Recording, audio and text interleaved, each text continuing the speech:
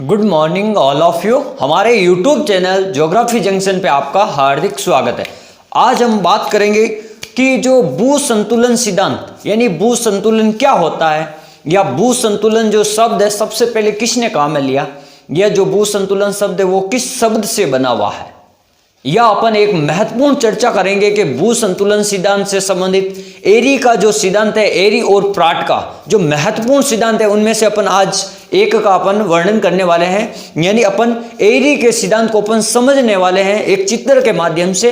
और अगर अपन एक चित्र के माध्यम से समझते हैं तो आपको उस चित्र के अंदर जो दिखाया जाएगा वो आपको आराम से 1 मिनट में आपको समझ में आ जाएगा। यानी वो जो चित्र में दिखाए गए वही उसकी जो लैंग्वेज में लिखा गया है, या वो उसके रूप में उसको वर्णन किया गया है, या उसकी व्याख्या की गई है। तो अपन सबसे पहले बात करते हैं जो भू संतुलन ये होता क्या है। जैसे मैं बात करूं सबसे पहले कि जो जैसे ये पर्वत है, ये मैदान है, ये नदियां हैं, झीलें हैं या पठार है, ये सभी संतुलन अवस्था में कैसे, ये हिलते डुलते क्यों नहीं है पेड़ की तरह ऐसे इधर उधर, ये हिलते क्यों नहीं है। ये आपने सोचा होगा सर इतना बड़ा पठार है, पर्वत है, तो ये इधर उधर क्यों नहीं गिरता है। तो ये क्या है, ये जो पर्वत है, पठार है, मैदान है, ये सभी आपस में क्या है, पृथ्वी के आंतरिक भाग से ये जुड़े हुए हैं। और जो पृथ्वी के आंतरिक भाग से जुड़े हुए हैं तो जो ये जुड़ने के कारण ये एक समतल की अवस्था में, एक समतल स्थिति में है। जैसे अपन बात करते हैं एक पेड़ होगा तो ये इधर उधर झुकेगा हवा के कारण।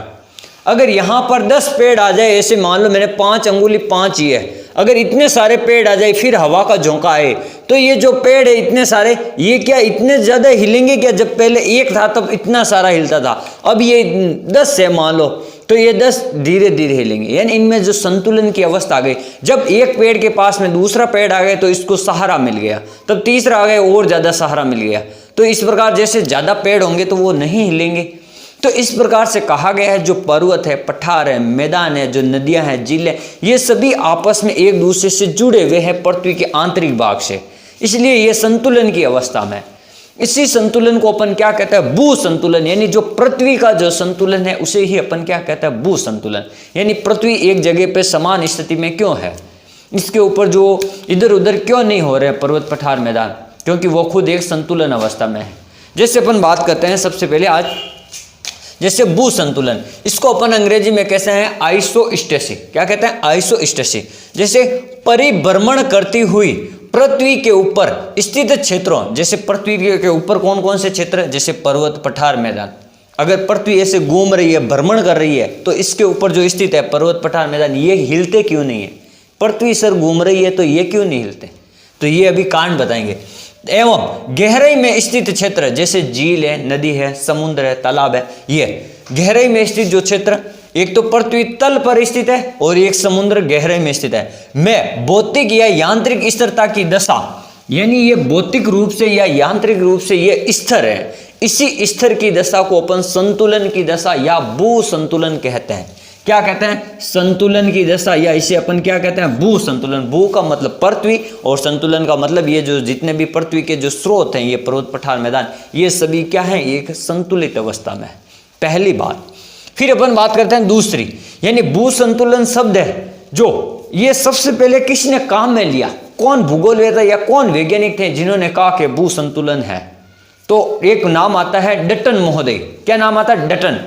जैसे भू संतुलन शब्द का सर्वप्रथम प्रयोग अमेरिका के एक भू वैज्ञानिक थे, डटन। कौन थे, डटन। उन्होंने 1889 में किया था।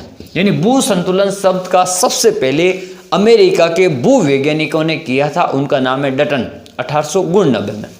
फिर अपन बात करते हैं जो ये आइसोस्टेसी, यानी अंग्रेजी का आइसोस्टेसी से शब्द बना है भू संतुलन। तो ये जो आइसोस्टेसी शब्द है ये ग्रीक भाषा के आइसोस्टेसियस से लिया गया। किससे लिया गया, आइसोस्टेसियस से लिया गया है, यानी इस शब्द से बना। जो आइसोस्टेसी किससे बना, आइसोस्टेसियस से। और आइसोस्टेसी को हिंदी में क्या कहते हैं, भू संतुलन कहते हैं। जिसका अर्थ, अब ये जो आइसोस्टेसी है इसका अर्थ क्या होता है, या इसका जो शब्द लिया आइसोस्टेसियस, इसका अर्थ होता है सम स्थिति, यानी समान स्थिति, समान संतुलन की अवस्था। तो इसका अर्थ होता है डटन के अनुसार। अब ये क्या कह रहे हैं, डटन के अनुसार जो ऊंचे उठे हुए भाग होते हैं, जैसे पर्वत, पठार, मैदान, अगर मैं बात करूं यहाँ पर एक छोटे से यहाँ हटा देता हूँ, फिर आपको समझ में आ जाएगा ये जो लाइन क्या कहना चाहती है। जैसे आपको पता होना चाहिए पर्वत सबसे ऊपर होता है, ये मान लो मैंने बना दिया पर्वत। फिर पठार थोड़ा नीचा होगा, ये मान लो मैंने बना दिया पठार। और अब जो मैदान होगा वो इससे नीचे होगा, यानी ये ऊंचाई में। ये किसकी बात कर रहे हैं अपन? ऊंचाई की बात कर रहे हैं। देखो पर्वत सबसे ऊंचा होता, फिर पठार होता, फिर मैदान। अब अपन आगे बात डटन के अनुसार ऊंचे उठे हुए भाग का घनत्व कम होगा। जो ज्यादा ऊंचा उठा होगा उसका घनत्व कम होगा। इसका मतलब मैं यहां लिख सकता हूं जो अधिक ऊंचे, जैसे अधिक ऊंचे, तो इसका क्या हो जाएगा? घनत्व कम। घनत्व क्या? जो अधिक ऊंचे उठे भाग होता है उसका घनत्व कम होता है। ये लिख रहा है जो अधिक ऊंचे उठे हुए होते हैं उनका घनत्व कम होता है। तो जो नीचे धसे हुए भागों का घनत्व अधिक होगा। जो नीचे, अब यहां मैं लिख देता हूं नीचे भाग, नीचे भाग, ठीक है, और इनका घनत्व क्या होगा? अधिक होगा। ये आपको थोड़ा एक समझना पड़ेगा। जो ऊंचा उठा हुआ भाग, यानी जो पर्वत सबसे ऊंचा उठा, इसका घनत्व सबसे कम होगा। समझ में आ गई बात? और जो सबसे नीचा भाग है, यानी जो मैदान है सबसे नीचा भाग है, तो इसका घनत्व सबसे अधिक होगा। अगर आपको घनत्व की दृष्टि से, अगर डटन के अनुसार अगर आपको बता दे कि सबसे ज्यादा किसका है, तो आप क्या लिखोगे? मैदान, पठार और पर्वत। तो आप किस प्रकार चिन्ह करोगे? ये, यानी मैदान का सबसे ज्यादा, फिर उससे थोड़ा कम, फिर सबसे कम किसका? पर्वत का। यानी ये अपन घनत्व की बात की जा रही है। अधिक ऊंचा है तो उसका कम है, तो अधिक ऊंचा कौन? पर्वत, तो इसका कम है। देखो इस तरफ ज्यादा का चिन्ह है, इस तरफ कम का। तो ये इस प्रकार आपको बता सकते हैं क्रम के अनुसार। फिर अपन बात करते हैं जो अधिक होगा तभी सब का भार एक रेखा के सहारे बराबर होगा। यानी जो ऊंचे उठे हुए भाग होता है उनका घनत्व कम होगा और नीचे उठे हुए भाग का घनत्व अधिक होगा। तभी वो क्या होंगे? एक संतुलन की अवस्था में। अगर ऊंचे उठे हुए घनत्व अधिक होगा तो वो ज्यादा इधर उधर हिलेगा, अगर कम घनत्व है तो वो ज्यादा इधर उधर नहीं होगा। इसलिए अपन बात करते हैं जो नीचा उठा हुआ भाग होता है ना, उसका घनत्व अधिक है, और जो ऊंचे उठे हुए भाग हैं वो डटन के अनुसार कम है, उनका घनत्व। फिर अपन बात करते हैं अब जो ये भू संतुलन की जो संरचना कहां से आई, ये जो नवीन विचारधारा, ये किसने कहा कि भू संतुलन होता है? तो एक जो सर्वेक्षण हुआ था कि भारत के surveyor general sir George Everest के निर्देशन में 1859 में एक सर्वे हुआ था।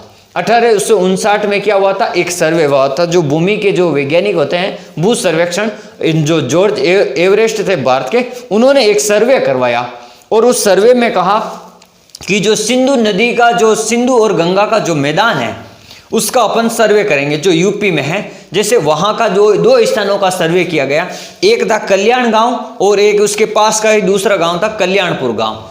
उन दोनों गांवों के बीच में क्या हुआ था? उनकी जो अक्षांशीय और देशांतरीय स्थिति होती है, तो उन्होंने क्या किया था? एक बार खगोलीय विधि से, एक बार गणितीय विधि से उनकी अक्षांशीय स्थिति का क्या किया था? आंकलन किया था। तो उन्होंने पाया कि जब आंकलन किया गया अक्षांशीय और खगोलीय स्थिति, तो दोनों में अंतर था। क्या था? दोनों में अंतर। तो उन्होंने कहा तो ये दोनों में अंतर किस प्रकार से? तो उन्होंने कहा नहीं, पृथ्वी है जो संतुलित अवस्था में नहीं है, उनमें थोड़ा अंतर है। तो फिर उन्होंने ये बात कही थी। जैसे अपन बात करते हैं भारत के surveyor general sir George Everest के निर्देशन में 1859 में सिंधु गंगा के मैदान में अक्षांश के निर्धारण हेतु भू सर्वेक्षण हुआ। क्या हुआ था? भू सर्वेक्षण, यानी पृथ्वी का सर्वेक्षण हुआ, पृथ्वी धरातल का। इसमें कल्याण व कल्याणपुर नामक स्थानों का त्रिभुजीकरण एवं खगोलीय विधि, त्रिभुजीकरण का मतलब गणितीय विधि तथा खगोलीय विधि से अक्षांशीय माप में ये इतना अंतर आ गया 5.236 का इंच का, यानी लगभग 5.25 इंच का अंतर आ गया। तो वो उन्होंने कहा ये अंतर किस बात का? फिर और अपन कह सकते हैं भू संतुलन की जो संरचना है, भू संतुलन की जो विचारधारा है, वो भारत के भू वैज्ञानिकों द्वारा दी गई है। ये आपको थोड़ा ध्यान रखना। फिर अपन बात करते हैं, अब अपन बात करते हैं, ये तो इसकी रूपरेखा थी कि भू संतुलन किस प्रकार से शब्दकोश ने काम लिया और ऊंचे उठे हुए भाग, कम उठे हुए भाग किस प्रकार के घनत्व रखते हैं। अब अपन बात करते हैं एरी के अनुसार, वो तो डटन के अनुसार था, डटन ने शब्द काम लिया था और डटन ने कहा था जो ऊंचे भाग उठे होता है उनका घनत्व कम होता है, जो नीचे धसे हुए भाग होता है उनका घनत्व अधिक होता है।